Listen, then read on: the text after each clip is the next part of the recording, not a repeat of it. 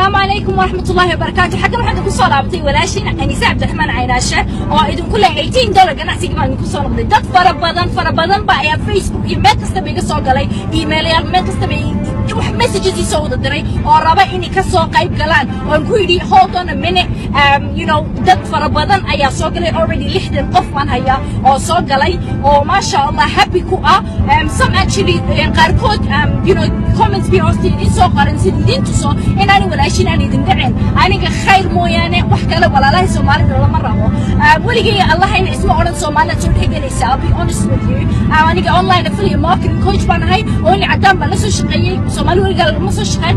Waxa ii keentay Soomaali because opportunity gan cajiibka ah ee la yaabka Soomaalida oo dhani ka yaabtay ee la jahwareereen ayaan idin soo hordhigay because waxaan isirtay dadkayga iga fiican inaan caawiyo dad shisheeyntan caawin lahaa.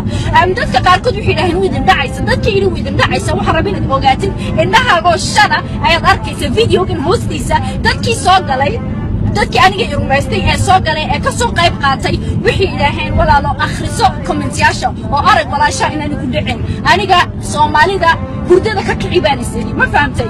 Facebook ma ku jirtiin bilaa macluum baad sameynaysiin, Facebook 24/7 chat baad ku jirtiin ama qof baad caayaysiin. taasna ahaatay anigu sheekadaas ma jira right now, bas waxa rabeen idinku yiraaho indhaha goshana aad aragtay. Video labaad baan ku arkaya hooyooyinka Soomaaliyeed ee wada daalay ee xagbadoo dhan lacagtooda ku shubay oo isla nacamtay caruusiina wax u tara fursadda qaaliga oo ka faa'iidaan, single mothers waan ka faa'iidaan, inamada dhalinyarada waan ka faa'iidaan. dad yahow waxaan leeyahay sheekadan wii qarxaysa samadii tagiso Soomaalida oo dhan ba ku soo jabtay.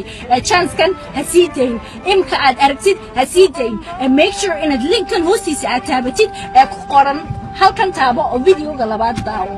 So videoga labaad daawo dhinaca kale aan kugu sugayaa adigoo mudan barasho horteed hay macin. So we not tahay in the next video aan ku arkay. Take care, I'll see you on the other side.